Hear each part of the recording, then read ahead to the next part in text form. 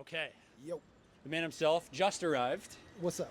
right? Like you flew in today? No, actually, I got here on Wednesday. Okay. Yeah, But you were living over there in Williamsburg or something? You yeah. came When I here? was when I was living here in New York, I was living in Greenpoint, and Okay. then I every time I come to New York, I usually pad my trip with a few days and go head out my favorite restaurants and things like that. And so I stayed in Brooklyn the past 3 days. What is it today? It's Friday. 3 days, and then now I'm here tonight in Manhattan. Nice. Yeah. I'm in Bed-Stuy, so Oh, I'm, sick. I'm right there.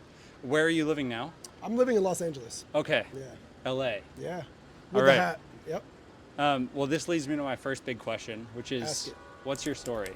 My story, I was born in Kalamazoo, Michigan, and then I grew up in the Midwest, lived in Chicago for a decade.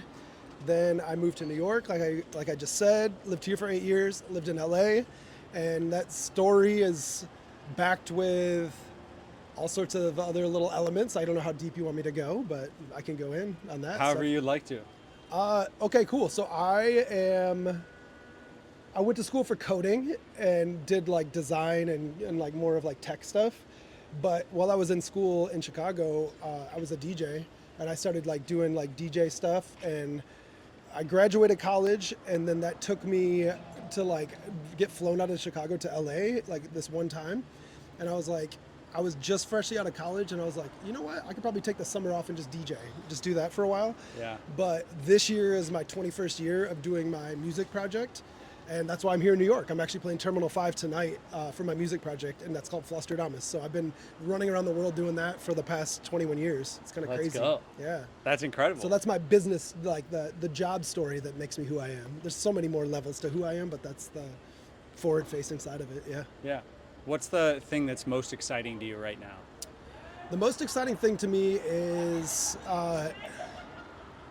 the it's very a very touchy topic now, but I feel like with technology and the two-letter acronym of AI, I think a lot of people are like hating on it and see it as a negative. And with everything, there's a negative and there's a positive. But for me, the exciting thing about it is it's lowering the barrier of entry for a lot of people that might not have the technical skills to do things, but they have the creative vision to do things. And I've just been seeing a lot of my friends like who had ideas, like my musician friends, who might have an idea for like a tool to use in music. They're now able to like, what it's called is like vibe code it. They're able to like create these things. And I saw that happen in DJing as well. I started out DJing vinyl, and then when technology came in, there's this program called Serato you can DJ with, and it made it so the barrier of entry to DJing got lowered, and then it made it so anyone could be a DJ, but it also made my friends who like knew how to do music level up and become better musicians. I'm kind of seeing that happening right now with like technology with AI. So that's what's got me excited, because I get to see a lot more people create, and that's what I want to see. I wanted to see more people do that. So yeah. I love it. Second big question. Yeah. There's a lot of problems in the world right now. Yes. But to you, what problem in the world is most meaningful?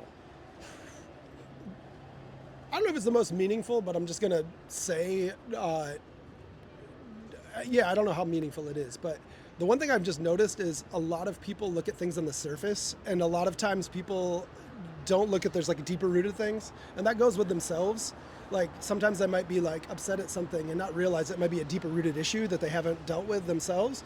But I also see it when it comes to like topics as well. Like people can get upset at the surface level thing, whether it's politics, all these different things, but there's so much more deeper rooted issues that like if you go and look, it isn't just the thing at the surface, it's making people upset.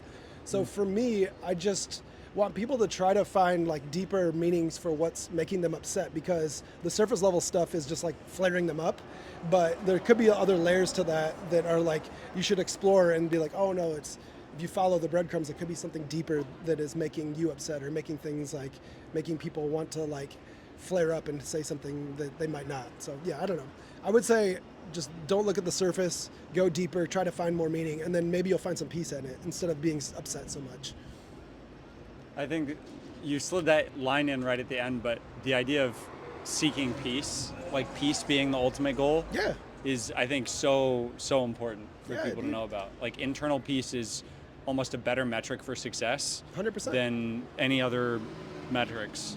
And one way to get to peace is just empathy and understanding. And if you explore and you dive deep, you can see that it isn't the surface level thing. Like you can actually go deeper on it. And I've just found that in myself with doing self work, but I also see that with when I go and look at someone else's perspective and try to dive deep in their perspective, it helps me just like find peace in it because I can kind of sit in their shoes and understand where they're coming from. Yeah. Yeah. Last big question. Who is the most impressive person that you've known, and what about them was impressive to you? That I've known. I'm gonna say my brother. So my brother, I grew up in the Midwest, and like at the Kalamazoo. time, yeah, Kalamazoo. And being in the Midwest, I'm 45, I'm an old man, and at the time the internet didn't exist, and there wasn't a lot of culture coming to the Midwest. But my brother was able to bring that into the household through like skate videos and out music and things like that. He was able to like actually give me like a cultured view growing up in like a small town in the Midwest. So definitely him. I'm gonna say my brother. Yeah. Incredible. Yeah. Last question, extra credit, super short answer. Instead of asking people for New York advice, I'm asking for a New York challenge. Oh. What's your New York challenge to me? Fuck, New York challenge. Man,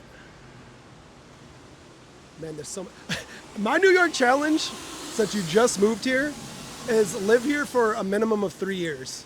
Because after the third year, you understand the city more and you become like I don't know, it just changes you. The first year is hard for sure. The second year gets a little easier, and then the third year you're like good. So like I guess maybe 2 years, but live here for like 3 years. And that is the challenge, to just be able to survive. And that's it. Yeah, I think that's the main thing. Try to survive here for 3 years is my challenge. Yeah. Incredible. Yeah. Thank you so much for saying yes. Yeah, no worries, appreciate bro. it. Appreciate you, man. My name is James. All right, cool. The goal at the end of this is I'm gonna do a potluck of everybody. So if you're still in New York, I'll send him a DM with the invite. He'll be gone. He'll be back in La La Land. I'm out of here. I'm gone. But cool. There we go. I'm looking forward to seeing it. Yeah. And also when you put it up, I'd love to check it out too. Yeah. Do you want me to tag you or anything for your music project? Yeah.